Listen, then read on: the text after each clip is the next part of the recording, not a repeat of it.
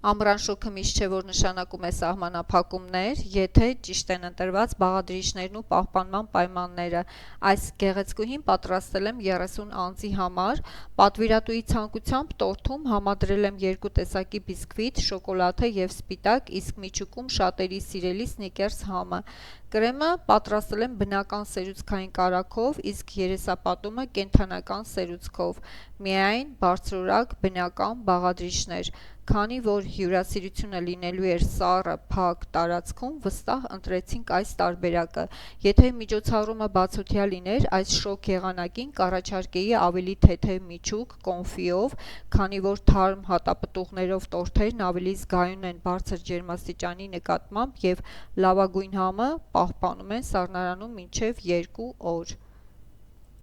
Այս պատվիրատուն ընտրել էր ամբողջությամբ բնական բաղադրիչներով տարբերակը, սերուցքային կարագով կրեմ և կենդանական սերուցքով երեսապատում։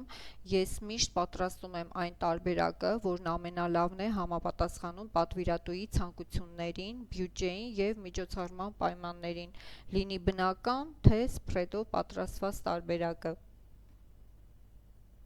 Ի դեպ, հաճախ ինձ հարցնում են ինչ կարագ եմ օգտագործում կրեմի մեջ, այդ մասին մանրամասն պատմելու եմ առաջիկա տեսանյութերում, այնպես որ հետևեք էջին, որպեսզի ոչինչ բաց չթողնեք։ Եվ վերջում 3 կարճ հարց, ձեր կարծիքով այս 30 անձի տորթը ինչքան արժե, դուք Սնիկերսով միջուկ կընտրեիք թե մրգային, կնախընտրեիք բնական կարագով և կենդանական սերուցքով տարբերակը, թե ավելի մատչելի սփռեդով պատրաստված կրեմ և բուսական հիմքով սերուցք։